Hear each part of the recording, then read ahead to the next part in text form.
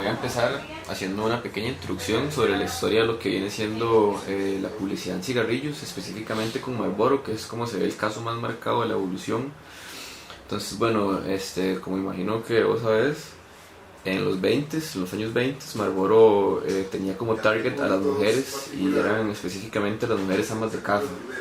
Aquellas mujeres que se veían como delicadas, que eran mantenidas por su esposo, ¿verdad? Y todo este tema como de que se asociaba a la mujer con delicadeza y todo eso, ¿verdad? A Marlboro no le estaba yendo muy bien con las ventas, entonces decidieron contratar a Leo Burnett, que fue quien se encargó de crear la imagen de Marlboro Men alrededor del año 54. Ahora, a partir del año 54, se promociona Marlboro haciendo enfoque a su favor, que el eslogan era Come where the real flavor is, ¿verdad? Entonces ya cambiaban completamente el target a todo aquel hombre que jugaba de macho, de que era muy hombre, ¿verdad? Y les fue excelente. Entonces de repente había publicidad de Marlboro en todos lados, habían vallas, habían anuncios, comerciales chidísimas, súper elaborados. Al punto que la gente empezó a fumar más y más y más y el negocio pues reventó, ¿verdad? Había de repente muchísima competencia, como eran los Camel, que tenían el personaje que era queridísimo, que los niños tenían un nivel de recordación con este personaje increíble. Y todo esto fue lo que logró como que se empezara la prohibición, porque los niños recordaban más inclusive a Joe Camel, creo que se llamaba, inclusive más que sus superhéroes y cositos de las fábulas y demás. Entonces esto empezó a crear un nivel de preocupación en los medios. Así como Marlboro Men, también como jalaba demasiada gente, entonces fueron prohibiéndolo poco a poco, quitaron las vallas, fueron reduciendo... No, perdón, primero fueron reduciendo como las palabras que podían usar. A la gente de Marlboro le habían dicho que no podía usar como que los cigarros eran como lights o eran como milk o cosas por el estilo, como que intentaran suavizar el efecto que hacían, porque la gente pensaba que al reducir ese efecto también reducía como la problemática, ¿verdad? Que en ese momento era el cáncer y lo sigue siendo. Al punto que al 2006 fue esto de la prohibición de palabras, y a inicios de los 2000 ya no se podía generar vallas y contenido tradicional.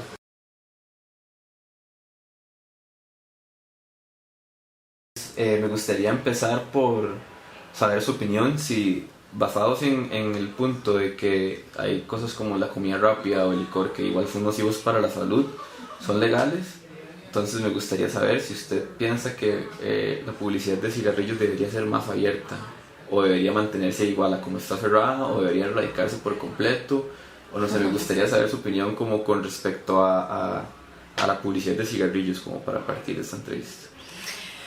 Bueno, esto creo que es uno de los temas que toca la parte como ética, por lo menos a título personal, en cuanto a ciertas decisiones que uno como mercadólogo publicista debe tomar.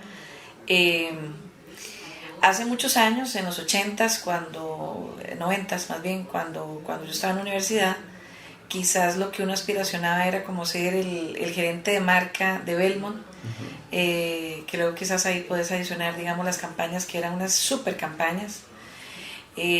Cuando trabajaron todo lo de María José, que eran prácticamente como series, y la gente, o sea, el país se paralizaba para ver el lanzamiento del comercial de 30 segundos, y luego pasaban 2 o 3 meses y otra vez ver que seguía la segunda y la tercera parte, o sea. Y de hecho me acuerdo porque obviamente Belmont era una marca que su principal objetivo era empezar con los iniciadores. Los iniciadores en cuanto al segmento eran los universitarios.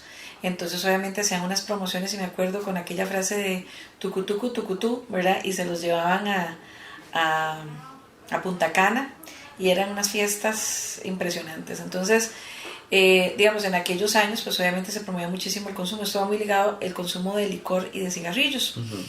Y entonces de repente, pues bueno, eran, y digo quizás eran porque creo que las tendencias están cambiando en términos de hábitos y de consumo. El producir campañas para licores y cigarrillos, al menos en Costa Rica, pues eran, digamos, las marcas y la industria donde más inversión se daba en términos de producción. De hecho, me recuerdo perfectamente que en la época de los 90 se hablaba además de esta campaña de María José, porque fue, ahorita no me recuerdo el nombre de la agencia, pero quedaba ahí por la corte, ahorita me acuerdo, que era la que tenía la marca Belmont. Después pasó a JBQ, muchos años después. Pero en aquellos momentos, de los 90, se grababan en Miami, porque eran las primeras producciones que se hacían en Costa Rica con cinta, con video de cinematografía. Entonces, muchas veces o sea, la gente adquiría toda la parte tecnológica, la producía aquí, pero tenía que ir a revelar y hacer toda la edición a Miami. Y entonces, digamos, bueno, en este caso, de hecho hubo parte de campañas ya digamos más avanzada la marca Belmont, que lo tiene JBQ. De hecho, creo que mucho del éxito de la misma agencia fue el boom que tuvo con estas campañas, porque ellos se fueron, ¿verdad? Con Blanco, que usted sabe que es Jiménez Blanco Quirós, ¿verdad? Uh-huh. Entonces, el socio de apellido Blanco, pues está encargado de la parte audiovisual, y ellos se fueron a producir a Miami, y bueno, de verdad todo un hit, de verdad, porque ya se producía, se editaba, y luego ya se traían los comerciales acá, y obviamente también se usaba parte de la estrategia para el resto de América Latina, donde la marca estaba. Entonces, hablo en la época de los 90, que fue un hit, y bueno, quien no quisiera como publicista trabajar para esas marcas. El tema es que cuando usted también entra en otro tema ético, es como, wow, es un impacto en términos de efectividad de la campaña, porque se consume más el producto, pero un poco la parte ética es qué tipo de producto es el que se consume. Y ahí es donde a título personal pues no quisiera estar en esos zapatos, ¿verdad? Porque además en su momento se pagaba súper bien en el mercado, pero ¿como a costa de qué? A costa, y por lo menos a mi título personal, ni toda la plata del mundo me podría comprar después un poco ese efecto de cuánta gente consumió de más cigarrillos o consumió licor, que se pudo haber convertido en una adicción después, ¿verdad? O simplemente el cigarrillo que, bueno, mi papá falleció hace 6 años y falleció a partir de que toda su vida consumió, o sea, fumó cigarrillos, y todos sus padecimientos vinieron a partir de tantos, y nunca lo dejó, ¿verdad? Él nunca dejó de fumar y murió a los 79 años. Entonces, ahí es donde muchas veces entra la parte racional y la parte ética. Es complicado. Uh-huh. A título personal no lo haría, ni por toda la plata del mundo. Pero si nos vamos, digamos, cómo ha cambiado a lo largo de la historia, ha sido muy interesante, porque ahorita también voy a ver si de verdad es que necesito mostrarte eso, cómo en la época, porque todo eso tiene que ver con la historia. Si nosotros nos vamos a la época de los 50, 60, usted se va a dar cuenta, y te los voy a mostrar porque lo tengo ahí, usted le va a impactar, donde hay un afiche y hay un comercial donde en el afiche Santa Claus sale fumando. Sí. Y sí, él sale Santa Claus y dice algo así como las navidades disfrútalas, y él sale fumando. Sale un doctor diciendo que el fumar no tiene ningún efecto secundario, y lo graban en su propio consultorio. La gente, si usted ve incluso películas de las épocas de los 60s, de los 70s, fumaban. O sea, era totalmente permisible en cualquier parte del mundo. O sea, usted ve películas españolas, series españolas, mexicanas, y en todas la gente sale fumando. Las series más conocidas, usted ve que siempre el cigarrillo es parte como un protagonista más, es como un actor más dentro de la escena, porque tiene muchos temas, ¿verdad? Obviamente vinculados al tema del señorío, del poder, de tal vez incluso, pues, todo esto trabajado a partir incluso de la misma campaña Marlboro, ¿verdad? El macho man, cuanto más fumaba, y hasta una mujer, ¿verdad? De cómo tomaba el cigarro, era como un tema muy sensual, o sea, tiene una connotación muy interesante en términos de semiótica, que bueno, en su momento yo creo que también era parte del lenguaje y parte de las posturas, por así llamarlo, de la época. Igual te comentaba que hay, a partir, digamos, incluso en la época de los finales de los 50, principios de los 60, cuando se da la liberación femenina, que obviamente se le da la libertad de que la mujer pueda decidir hasta si usted quiere, digamos, tomar anticonceptivos, que eso fue toda una revolución que se inicia en Estados Unidos. Es como es eso, la liberación femenina, que la mujer tome decisiones por sí misma, decir, ok, yo quiero o no quiero tener hijos, tomo pastillas o no tomo pastillas, fumo o no fumo. Y de hecho hay campañas donde sale el mismo Walt Disney, ¿verdad? Donde, digamos, hace como una invitación a que el segmento femenino empiece a consumir cigarrillos. Entonces es muy interesante porque en aquellas épocas, imagínense, Walt Disney o un doctor o Santa Claus, o sea, ¿quién diría? Y creo que hubo muchos intentos porque ya más adelante, tal vez en las épocas de los 80, salió un cigarrillo que se llamaba Eve. Creo que era un cigarrillo muy delgado, mentolado, etcétera, y en una cajita delgadita como para darle un sentido más femenino y un sabor obviamente también muy diferente. Y creo que todos esos fueron intentos porque como cualquier producto tiene su inicio, ¿verdad? Y pues obviamente fue parte precisamente de esa liberación femenina donde creo que un segmento importante de la población pues obviamente empezó a probar el cigarrillo. Entonces, y tiene que ver obviamente con una realidad de contexto, porque todo eso era permisible.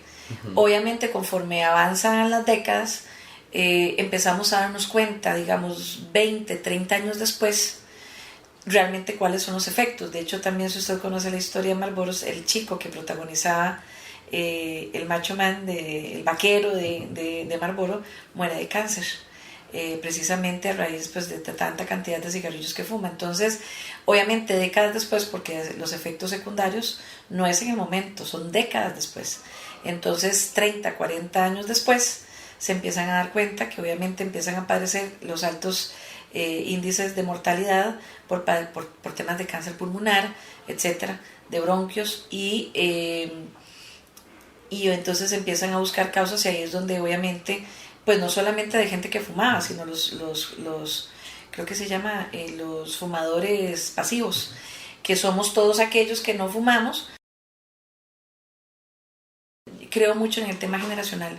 Entonces creo que de nuevo, conforme avanzan las décadas y conforme emergen nuevas generaciones, son generaciones, en este caso hablemos de los millennials, que obviamente tienen una percepción, una concepción muy diferente del mundo, con hábitos muy diferentes, quizás más apegados al tema natural, al orgánico, a lo saludable, y todo eso tiene un impacto a nivel mundial donde, y obviamente pues se trabajan ya a nivel de leyes, no solamente que usted no puede fumar en lugares públicos, sino que obviamente como cualquier otro producto, se ve la necesidad de decir que, o sea, cuáles son las consecuencias.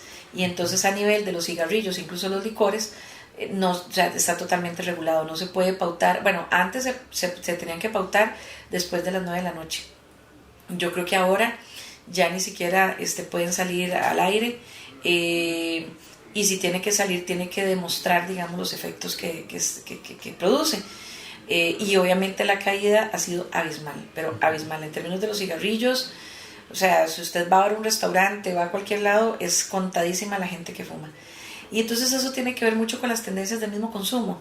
Es como que usted dijera, bueno, es que antes se usaban las máquinas de escribir y ahora las computadoras y ahora las tablets, ¿verdad? Todo va evolucionando y todo va cambiando. Y creo que eso es parte o eso es lo bonito precisamente del marketing y de la publicidad, que obviamente de acuerdo con, o igualmente la prohibición, de repente tal vez en muchos países es prohibido consumir marihuana, bueno, en otros tal vez es abierto. Y muchas veces yo lo que creo es que cuanto más se prohíbe, la gente de repente le damos curiosidad y más lo prueba. Al final es un tema libre albedrío, porque la publicidad, y siempre lo he dicho, la publicidad no obliga, la publicidad informa los beneficios y los atributos que cada producto tiene, pero no por eso es el responsable del abuso, porque eso es otra cosa. Siempre en cualquier tema el abuso o la adicción es lo que realmente genera un problema, no el consumo de vez en cuando, X, para cualquier producto, para cualquier servicio. Entonces ahí es donde obviamente pues digamos se cambian las tendencias en términos generacionales, vienen nuevos productos que por supuesto sustituyen quizás este tipo de productos, de quizás antes cuando yo estaba en el colegio era todo un tema decir que se fumaba, ¿verdad? Hoy lamentablemente hay otras cosas que... Entonces, creo que de nuevo, obviamente la publicidad lo que hace es informar, debería de educar, porque esa es una de las funciones, y dar a conocer los atributos de un producto. Lo que pasa es que, claro, muchos de estos productos en sus momentos, sobre todo el tema de cigarrillos y de licores, va muy ligado a un tema aspiracional, muy aspiracional. O sea, el hecho de que ustedes le creen que un cigarro es, incluso, bueno, veámoslo con las cervezas. Es muy interesante si yo ahorita le traigo diferentes marcas de cervezas, para no hablar de ninguna, y usted me lo personifica. Entonces, Sí, si claro. usted me ve tomando a mí una cerveza X, usted inmediatamente me liga a esa personalidad. No necesariamente porque el producto es per se, el producto no tiene personalidad, la personalidad se crea. Eh, y bueno, eso es parte del marketing. Eh, sí, obviamente creo que, digamos, esos temas no necesariamente tienen que ver porque, vuelvo y repito, o sea, el consumo de drogas, yo nunca he visto campañas publicitarias y sin embargo, ¿verdad? Y eso siempre es toda la historia, porque es como que usted me dijera en la época de los gángsters en Nueva York, el consumo del trasiego de licor, el licor de contrabando, y luego fueron los cigarrillos, y después son las drogas, y después quién sabe qué va a hacer.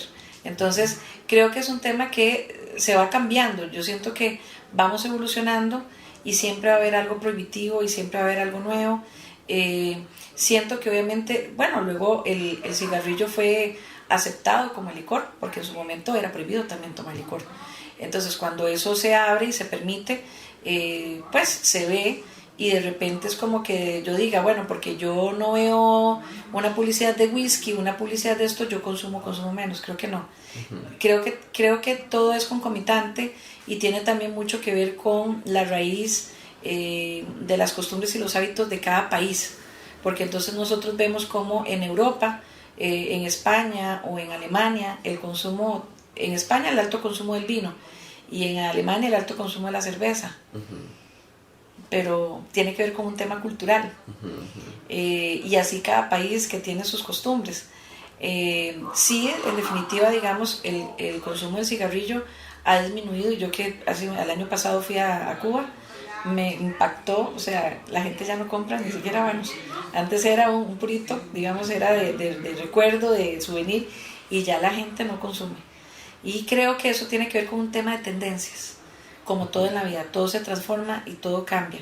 Son productos que obviamente después de muchas décadas de ser el boom, terminan, ¿verdad? O disminuyen, porque vienen otras que los van a sustituir. La publicidad de repente obviamente contribuye momentáneamente a que se difunda, y en su momento el poder de todos los medios ATL pues hicieron un boom. El tema es que nosotros ahorita también tenemos otros medios donde la gente consume de esa información en términos de contenido y en términos de la convivencia que tenga en su entorno.